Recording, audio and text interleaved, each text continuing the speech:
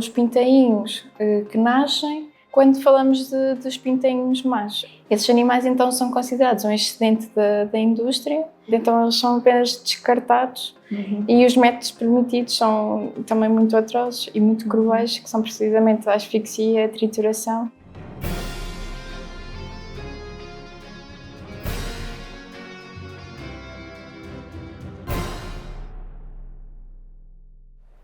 Olá a todas e a todos, sejam bem-vindos ao podcast Verde Sem Fronteiras. Hoje connosco temos a Ana Bordal, que representa a Associação Abrir de Asas e a quem eu peço para nos falar um pouco sobre o seu percurso, como é que chegou até aqui, não só este projeto, mas também aquilo que foi o seu caminho na defesa dos direitos dos animais, porque eu sei que a Ana esteve envolvida no fim da garreada em Coimbra e, portanto, gostaríamos que nos falasses do percurso e como é que chegaste até aqui, o que é que te motivou a defender os animais.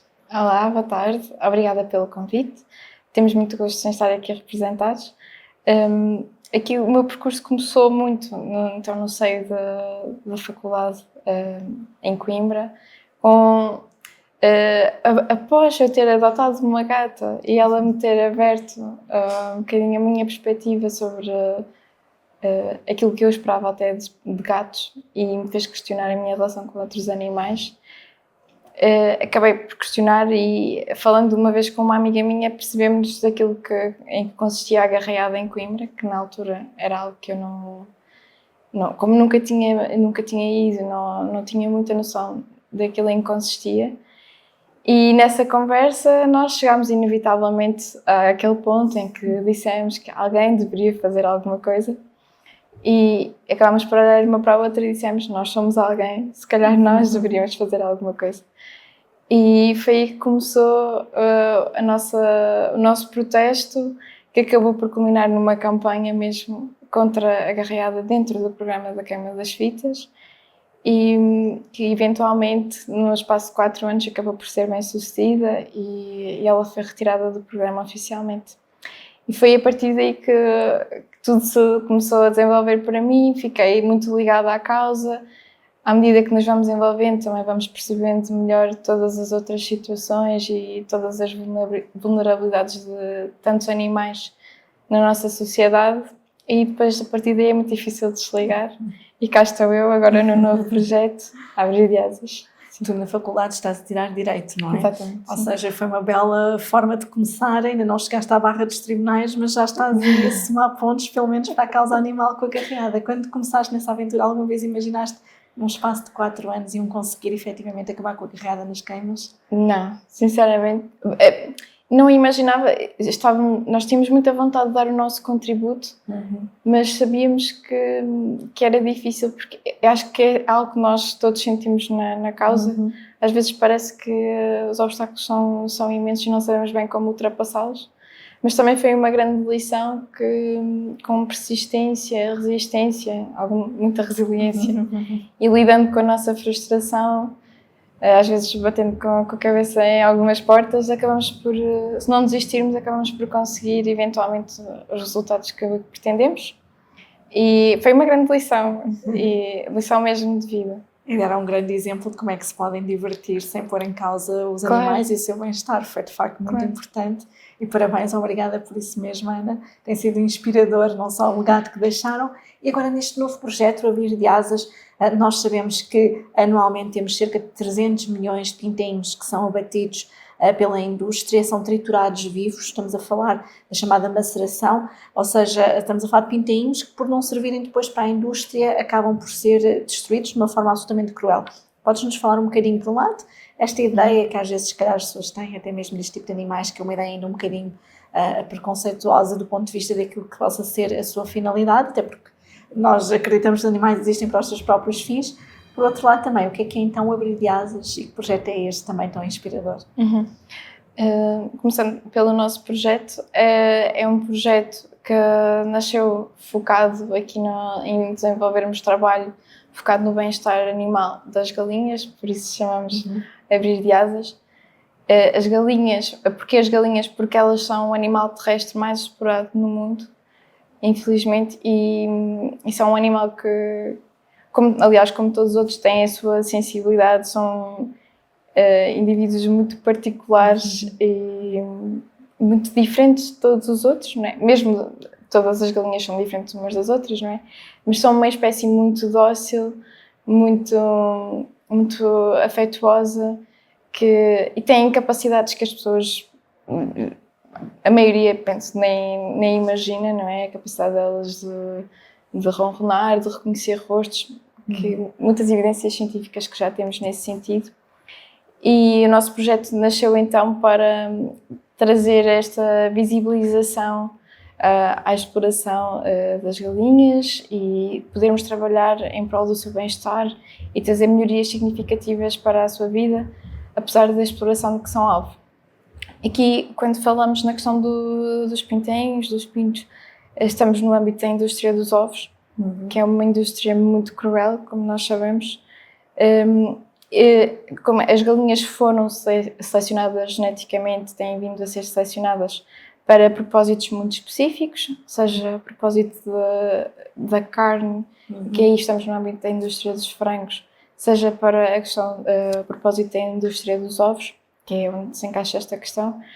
E o que acontece é que os pintainhos que nascem, as fêmeas serão então galinhas poedeiras que vão passar a sua curta vida a pôr ovos, até os seus corpos não aguentarem mais, a maioria ainda em jaulas, em Portugal ainda em gaiolas.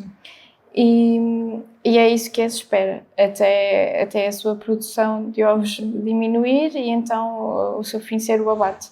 Quando falamos dos pintainhos machos, aí a questão que se coloca é que como eles não vão ser esses produtores de ovos, não é? Eles não vão pôr ovos, e eles não são aquela raça que foi selecionada para a carne de frango, que cresce exponencialmente a um ritmo acelerado que é completamente... que está muito longe de ser natural, não é? Hoje em dia já não tem nada a ver com aquilo que seria a capacidade normal do seu corpo.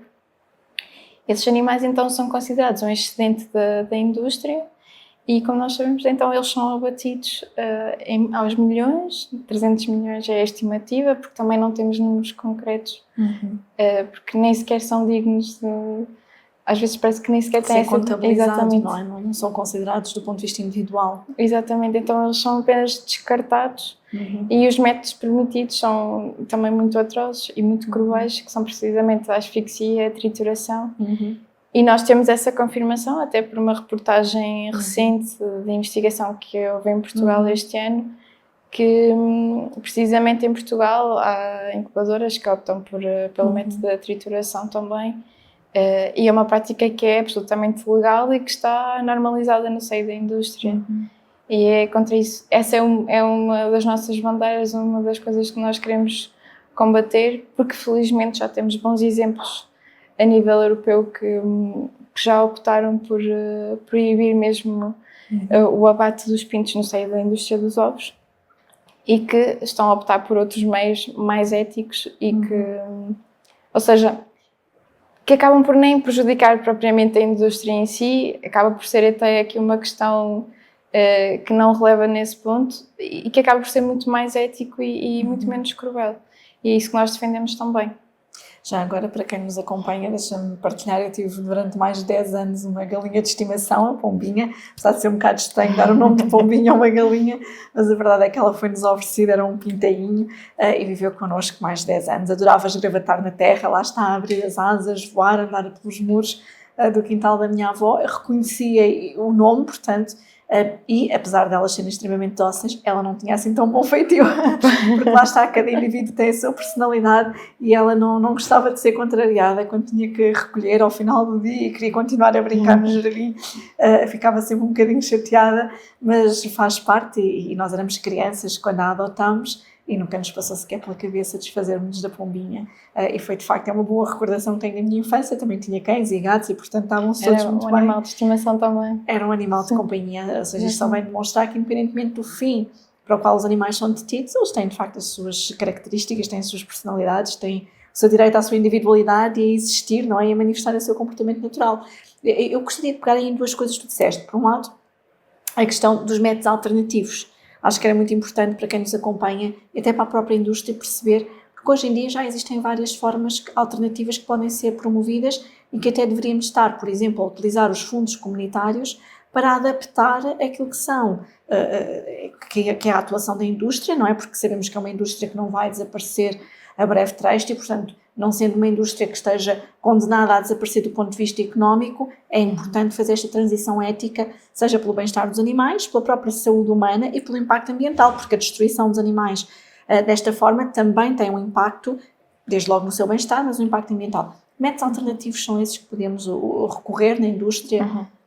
Aquilo que nós apoiamos, não é? Já foram dadas algumas alternativas, algumas que não funcionam e que nós também não consideramos tão éticas. Por exemplo, uma delas é ainda, mas que os próprios produtores acabam por não optar por ela, é a própria criação de raças de duplo propósito, ou seja, no caso seriam poedeiras que cresceriam mais do que as poedeiras normais, ou seja, para que os machos, os pintenhos ainda pudessem ser aproveitados também no âmbito da indústria do frango, mas que também nunca vão crescer tanto como os outros animais.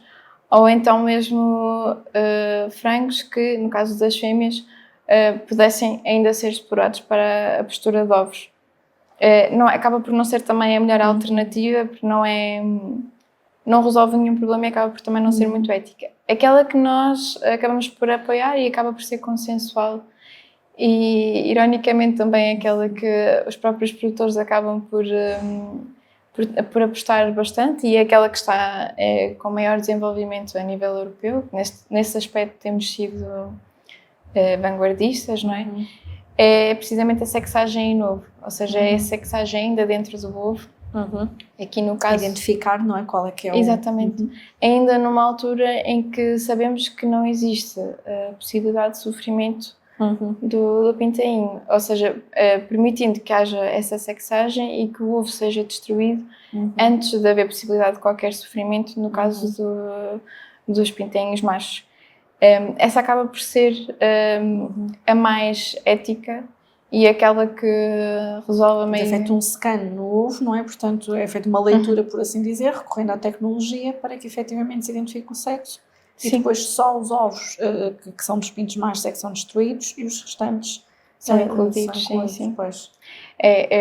Há vários métodos em desenvolvimento, uns com laser, outros também através da temperatura, ou seja, a tecnologia tem evoluído e tem havido bastante investimento também para isso e tem crescido bastante. Já há uma grande implementação nos países que a Alemanha e a França, que já têm a proibição em vigor e têm saído já alguns relatórios já com os resultados e têm sido muito, muito positivos. E isso também acaba por dar suporte às nossas reivindicações e é este desenvolvimento tecnológico que vem aqui em prol do bem-estar dos animais. Até já há mesmo planos para que no próximo ano já comecem também a ser levada essa tecnologia para os próprios Estados Unidos, que são também um grande produtor de ovos a nível mundial. E, ou seja, nós que estamos aqui tão próximos dos países que já têm esta tecnologia, que já implementaram, acho que está na hora também de sermos também um bocadinho mais vanguardistas, também de nos juntarmos e por uma vez não ficarmos à espera que alguma coisa nos seja imposta e tomarmos aqui a iniciativa também de aderirmos a esta inovação que só traz coisas positivas, no fundo. Claro. E já agora, uma das outras vossas grandes lutas é a questão das gaiolas. Falavas há pouco das galinhas viverem toda a vida confinadas, na sua maioria. Nós também temos as galinhas criadas ao ar livre ou então em solo. Todas as diferentes formas de produção têm as suas problemáticas, mas, no entanto, as gaiolas em particular é um tema também que está a ser muito trabalhado ao nível da União Europeia, até para o fim, até com competições e iniciativas legislativas de cidadãos com milhões de assinaturas a pedir o end the cage, portanto, o fim das gaiolas. Fala-nos também um pouco daquilo que a Abrir Asas tem feito nesta dimensão já das gaiolas e, acima de tudo, quais os principais desafios que sentem que ainda enfrentam e quais os progressos que acham que tem sido possível alcançar. Sim, a nível das gaiolas, a nível europeu, houve esta iniciativa europeia, não é, da cidadania, que foi uma daquelas que reuniu mais assinaturas de sempre, e então aqui na área do bem-estar animal foi mesmo um exemplo. Teve mais de 1.400.000 assinaturas, foi impressionante. E não é focada, até mesmo por não ser só focada nas galinhas, ou seja, falamos mesmo nas gaiolas para todos os animais que vivem confinados, como outras espécies, os porcos, por exemplo. Sim, e coelhos e outros animais, infelizmente. E neste momento é um dos exemplos em que nós vemos o poder do lobby político aqui no bloqueio ao desenvolvimento e ao avanço aqui de algumas questões de bem-estar animal, porque existe apoio popular, existe toda esta força que está por trás destas assinaturas, todo um movimento de cidadãos que já disse de várias formas que quer o final destas práticas, porque são muito cruéis, o espaço em que elas estão confinadas é muito pequeno, lá está aquele exemplo clássico da folha A4, é um espaço muito pequeno para animais que gostam de, como nós sabemos, abrir as asas, tomar os seus banhos de terra, a forma como se limpam e como expressam os seus comportamentos naturais, dos quais estão completamente impossibilitados de fazer no meio destas grandes explorações e nestas condições. Essa iniciativa já deveria ter tido frutos e neste momento ainda não teve. Sabemos que é público, que é um grande papel dos lobbies a nível europeu que tem estado a bloquear este avanço e apesar de ser um bom exemplo do envolvimento dos cidadãos de trazer bons frutos, é também um exemplo de como é importante nós mantermos a pressão e mantermos o engajamento das pessoas para que não se desista e para que não deixemos que fique barrado ali. A nível português, nós temos um contexto também um bocadinho particular neste momento, que não é muito amigável, como nós sabemos, o trabalho tenta-se fazer, mas às vezes não é tão fácil. São apontados, por exemplo, a falta de meios, mas nós notamos que às vezes há também esses interesses que bloqueiam também que estas medidas, estes avanços se concretizem, e por isso nós precisamos também do apoio das pessoas. É importante que as pessoas percebam que ninguém é substituível. Claro. E a vontade e o próprio delas... consumidor não é? Está desperto também para estas questões por trás não só do método de produção, ou seja, não é apenas a questão da galinha ser criada ao ar livre, mas também tudo o resto, porque a maior parte das pessoas que não tem noção que o modo de criação é apenas a ponta do iceberg. Há depois toda esta indústria que mata milhões de animais, não é? Todos os anos, animais vivos, triturados ou asfixiados, sem qualquer tipo de tratamento, nada, exatamente. Mas é importante que as pessoas percebam o papel que podem ter e o peso que têm ao envolver-se. E eu ia aqui mencionar que, ironicamente, Portugal, nos dados do último Eurobarómetro, que está focado também na questão do bem-estar animal, nós somos dos cidadãos europeus que tivemos uma percentagem maior de pessoas que pretendem mais transparência, mais informação na forma como os animais são criados e são utilizados na produção, não é? E também tivemos uma grande percentagem de pessoas, a maioria das pessoas acha completamente inaceitável o abate dos pintos, como já tínhamos falado, e querem mais proteção para os animais que estão dentro das indústrias. Ou seja, nós também temos esta situação um bocadinho atípica em que nós temos uma informação que vem dos cidadãos que as pessoas estão de facto interessadas, querem mais proteção e querem que sejam feitas mudanças para melhor. Nesse caso, falas mesmo de mudanças político-legislativas, ou seja, e sendo tu responsável por esta área, sentes que efetivamente falta então ao legislador e a quem governa acompanhar essa vontade da sociedade civil? Sim, porque nós sentimos que tem que ser, é o próprio standard, tem que ser alterado. Não podemos deixar... Não podemos deixar aqui à livre vontade dos produtores ou eventualmente dos retalhistas as condições em que os animais são mantidos ou produzidos. Porque, primeiro, os próprios produtores acabam por estar muito reféns também às vezes dos retalhistas, ou os retalhistas dizem que são reféns dos produtores, e acabamos por estar neste ciclo em que nada desenvolve e nada se resolve. Então tem que ser a própria lei a vir estabelecer quais são os limites e até mesmo, que é aquilo que nós também temos vindo a defender, haver leis que tenham em consideração, por exemplo, que uma galinha não é um gato, não é um cão, Claro. não é um cavalo, não é um outro animal qualquer, tem necessidades específicas e então a lei tem que ser específica também para esses animais. Tem sido também uma das reivindicações a nível europeu que as características específicas de cada espécie sejam tidas em consideração na legislação do bem-estar que afeta cada uma. E depois na adaptação dos equipamentos onde estes animais são alojados, essas características.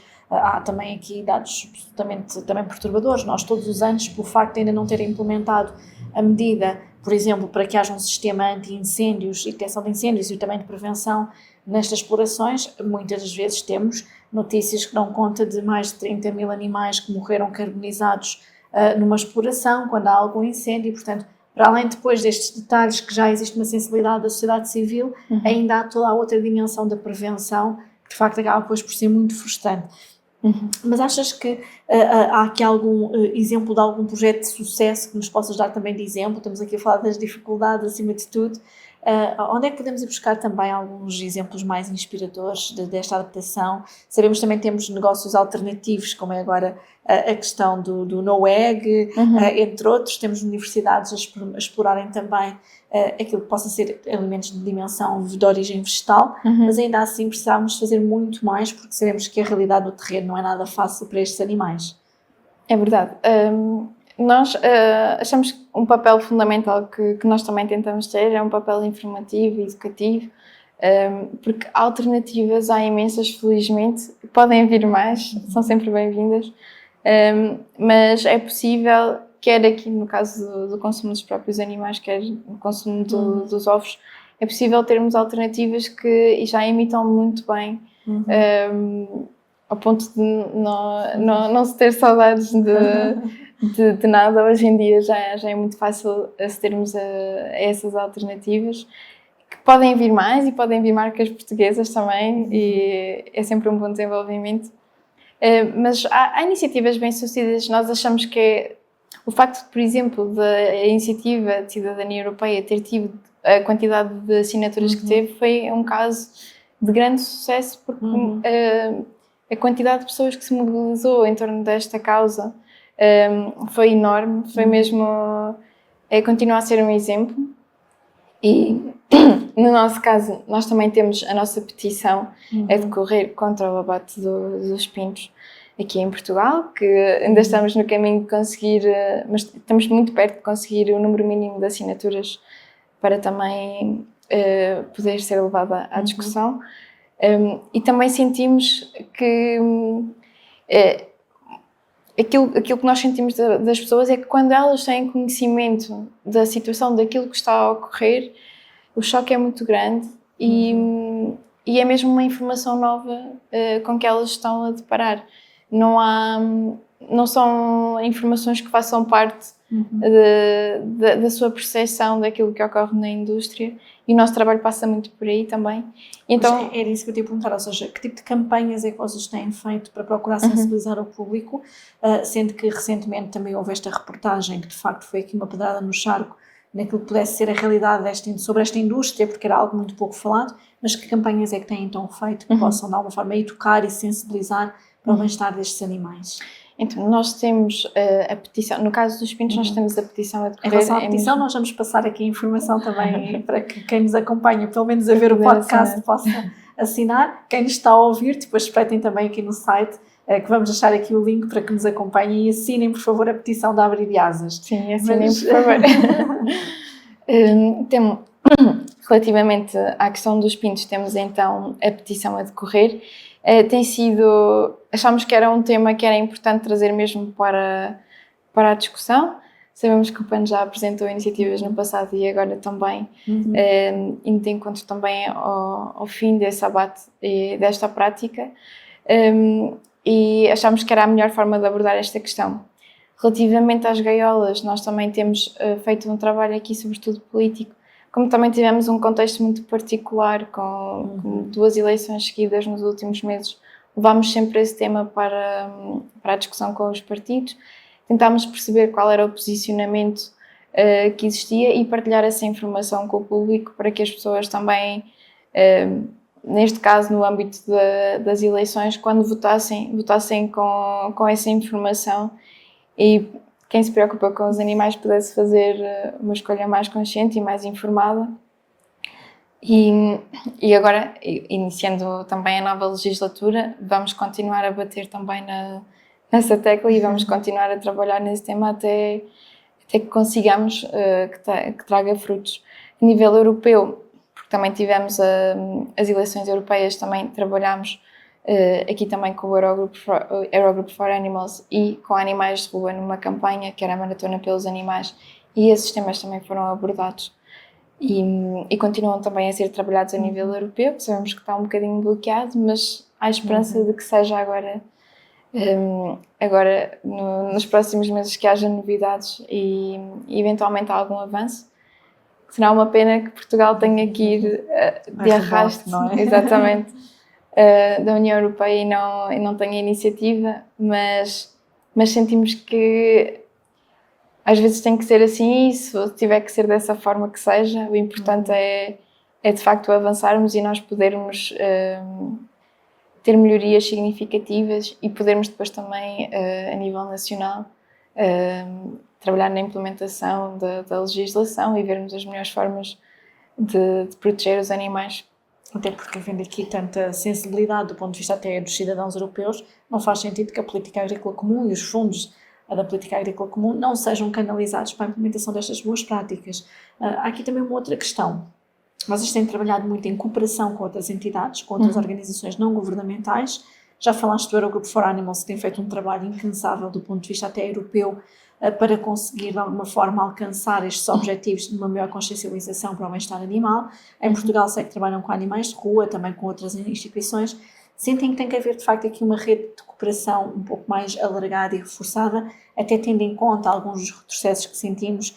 Eu recordo-me que já tivemos, antes da estratégia da Farm to Fork, portanto do prado ao prato, tínhamos a estratégia para o bem-estar animal, que se deixou cair. Agora a própria Farm to Fork também está um pouco desaparecida, já com a lei do restauro da natureza também foi muito difícil conseguirmos fazer avanços. Este contexto está a ser muito adverso, sentem que a cooperação também entre as organizações é então também, a par da sociedade civil, uma chave fundamental para estas mudanças e para estas matérias? Sim, sem dúvida. Nós sentimos que, primeiro, no contexto de trabalho, acabamos sempre por enriquecer o trabalho uns dos outros e crescer juntos, aprender, e podemos sempre fazer um trabalho melhor, chegar a públicos diferentes. No nosso caso, aqui concreto com animais de rua, são uma associação focada aqui mais concretamente em animais de companhia, e mesmo assim nós conseguimos encontrar pontos em comum e fazer uma campanha que abrangesse questões chaves de bem-estar animal que pudessem ser levadas aqui, no caso aos partidos e também aos cidadãos, questões que identificámos como sendo muito importantes e que já foram sinalizadas pela cidadania como sendo alvos da sua preocupação. Temos também a questão do transporte de animais vivos, tauromaquia, pronto. Infelizmente exemplos não faltam e áreas não faltam em que há muita margem para se melhorar e para se fazer melhor. Esta cooperação sentimos que realmente é uma mais-valia e que é uma forma também de mostrarmos também às entidades aqui políticas que há uma união muito grande e que nós não somos só meia dúzia aqui e meia dúzia ali, nós somos muitos e estamos unidos, e é importante também que eles percebam que nós estamos também organizados e que da mesma forma que há lobbies do outro lado, também existe um lobby, de certa forma pode não ter tantos recursos, mas que temos este interesse em promover e em melhorar a vida de muitos animais. E que tem a força da sociedade civil, que é imparável. Exatamente. E, portanto, e já nem falando da tua taxa de sucesso, porque se em 4 anos acabaste de enviada em Coimbra, tendo a abrir de asas ainda há pouco tempo, cerca de 1 ano de existência, nós esperamos menos do que daqui a 4 anos já temos avanços aqui nesta causa. E por isso mesmo, falando e olhando para o futuro, quais são os desafios que tu encaras para o futuro e quais os principais objetivos que vocês têm? Quais os próximos passos para abrir de asas? Os principais aqui obstáculos que nós sentimos, ou os nossos desafios, passam sobretudo então por este bloqueio que nós sentimos muitas vezes. Nós não temos, ao contrário do que acontece até noutros países, nós aqui temos um contexto em que nós não temos propriamente dificuldade em chegar aos decisores políticos, em conversar e em poder mostrar aquilo em que estamos a trabalhar, levar os nossos temas e tentar perceber onde é que pode haver pontos comuns para avançar, mas sentimos que depois não é muito proveitoso e há poucos frutos que saem desses momentos, infelizmente. E sentimos que essa vontade política está um bocadinho refém, aqui muito a par daquilo que acontece a nível europeu, de outros interesses porque sim, mudar exige investimento, exige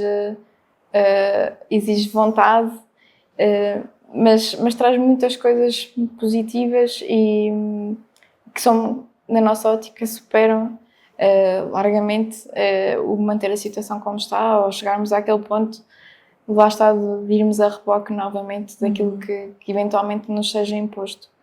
Esse é um grande desafio. O outro desafio que nós esperamos superar e é nele que estamos a trabalhar também arduamente e que nos vai ajudar a superar este primeiro é o engajamento do público, as pessoas envolverem-se e lá está, sentirem que uma pessoa faz muita diferença e que nós precisamos de todas. Mais uma vez, a força do movimento, a força também está nos números das pessoas assinarem as petições, votarem conscientemente, sem dúvida, mas que não se fiquem... votarem pelos animais, não é? Exatamente. Eles não votam, mas nós Exatamente. votamos. Mas que não se fiquem também pelo dia das eleições e que se envolvam diariamente nas causas, porque nós sabemos que nós temos muita preocupação com o bem-estar dos animais, então falta levarmos um bocadinho essa preocupação à prática e no nosso dia-a-dia estarmos mais envolvidos com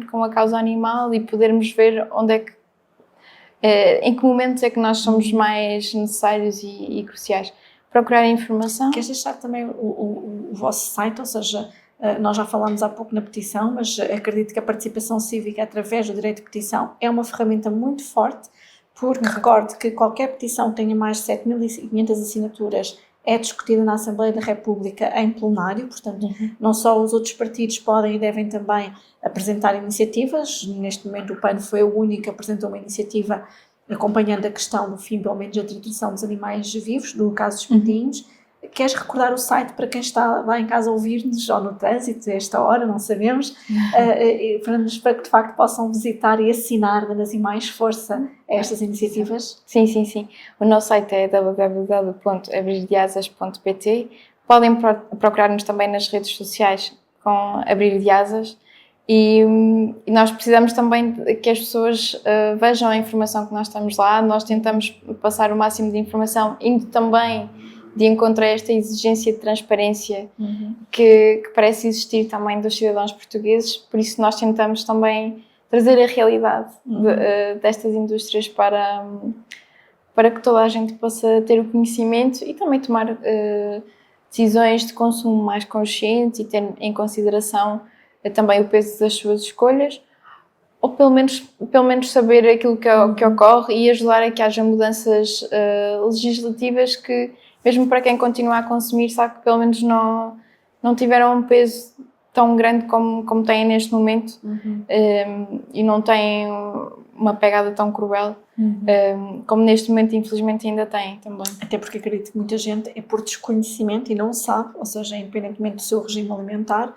mesmo quem continua a comer carne, para além de ser fundamental a redução, isso não está aqui em causa, mas nós queremos que esta petição seja assinada por todas as pessoas, por quem é vegetariano, por quem não é vegetariano, porque estamos a falar de um animal, como é o caso dos pintinhos, que são super bebés. Fofos, são bebés indefesos, que estão a ser triturados ou asfixiados vivos, animais que estão plenamente formados, portanto têm um coração que bate, têm sentimentos, sentem dor, tal como nós, mas também sentem alegria quando têm efetivamente condições de bem-estar e estão junto das suas famílias, das suas progenitoras, tal como qualquer outro animal, inclusive o animal humano, como é o nosso caso. E eu que tive o grande privilégio de ver a pombinha crescer desde que era um pequeno pintinho que cabia na minha mão até ter mais de 14 anos de idade, de facto foi uma grande... É para mim muito complicado ver, não é? Como é que se descarta assim, como é que se tritura vivo este animal, e por isso assinem a petição. A Ana já aqui deixou também o site www.abrideasas.pt. Assinem e vamos dar mais força aqui à proteção animal. Nós estamos aqui quase no final do nosso podcast. Ainda vamos ter aqui um pequeno quiz para fazer contigo, Ana, mas eu gostava que nos deixasse aqui alguma mensagem também final sobre um pouco sobre isto que temos estado a falar, porque nós olhamos numa perspectiva até global. No vosso caso estão mais vocacionados para uma espécie em concreto, neste caso as galinhas, mas sabemos que a questão do consumo da carne, o transporte de animais vivos, até mesmo a questão das touradas, como ainda falávamos há pouco, e que recentemente vimos a sua abolição em países onde estava fortemente enraizada essa prática, como foi o caso da Colômbia.